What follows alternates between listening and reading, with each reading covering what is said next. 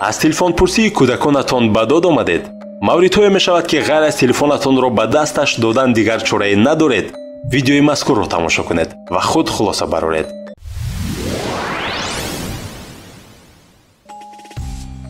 вобастагӣ аз гаджетҳо проблемаи ҷомеаи ҷаҳонӣ аст. дар олами маҷозӣ соатҳо вақти худро мегузаронем ва ба ҳолати равониву физикии худ бемории бемузро харидорӣ мекунем. асосан вобастагӣ аз гаджетҳо ба кӯдакон тааллуқ дорад. аз ҳама бадаш ин аст ки калонсолон ва волидон ба кӯдакон истифодаи телефонро худ ёд медиҳанд ва дар муддати кӯтоҳ кӯдакон аз волидон беҳтар кор мекунанд. сабабҳои зиёде мавҷуданд ки ба кӯдакон телефону планшет додан мумкин нест. сину сол барои кӯдаконе аз таваллуд то 3 сола хеле муҳим аст ки фикрронияш васеъ шавад, суханронияш равон гардад ва фонди луғавияш бой гардад. барои ин муносибати реалӣ кӯмак мекунад, на телефон. ба кӯдакони то 3 сола аз ҳама муҳим аст ки бо волидонаш гуфтугӯ кунад, на бо гаджетҳо. вобастагӣ аз гаджетҳо ҳар чӣ қадаре ки волидон поштаашонро тафтиш мекунанд, хабарҳои нав мехонанд, бозичаҳоро мепаронанд ва сериал тамошо мекунанд, ҳамин қадар аз кӯдакони худдор мешаванд. норасоии таваҷҷӯҳи калонсолон ба он оварда мерасонад ки кӯдакон ба технологияи рақамӣ рӯ биёранд. кӯдак ба таҷҳизоти техникӣ вобаста мешавад. агар бадтар карда гӯем, мисли ғулом мегардад. муносибати зинда ба сифр баробар мешавад ва кӯдакон ба телефон бовар мекунанд, на ба одами зинда. паҳнкунандаи зарар.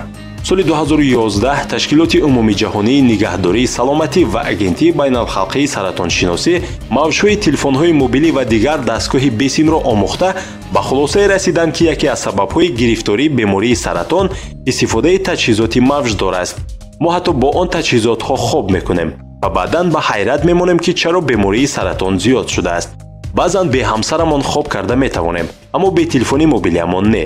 оё чунин нест? чунин аст, аммо мо онро эътироф кардан намехоҳем. дастирасонӣ ба инкишофи майнаи сар.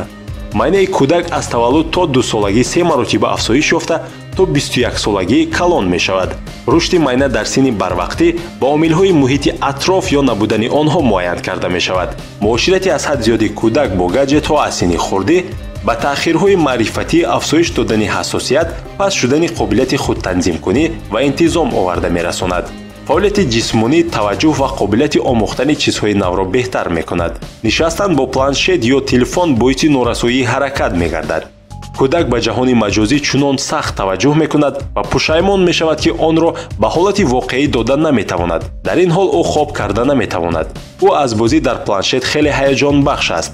аз ин рӯ намехоҳад бо эҳсосоти худ ҷудо шавад ва ба хоб равад. вайроншавии равонӣ. кӯдак бо гаджет ва ё дар шабакаҳои иҷтимоӣ муошират карданро аз ҳама чиз афзал медонад. торҳои асабаш таранг мешавад ва ба равони ӯ таъсири манфӣ мерасонад.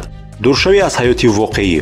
истифодаи аз ҳад зиёди технологияҳои электронӣ аз ҷониби кӯдакон на танҳо ба рӯҳия ва қобилияти онҳо таъсир мерасонад, балки онҳоро дар ҳаёти воқеӣ ки онҳо умуман намедонанд осебпазир мекунад. гузаронидани вақт дар олами маҷозӣ кӯдакро мисли робот месозад ва эҳсос дар кӯдак кам мешавад.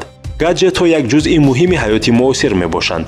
шумо ба фарзандонатон иҷоза диҳед ки истифодаи смартфонро ёд гиранд, аммо ба дараҷаи хеле кам.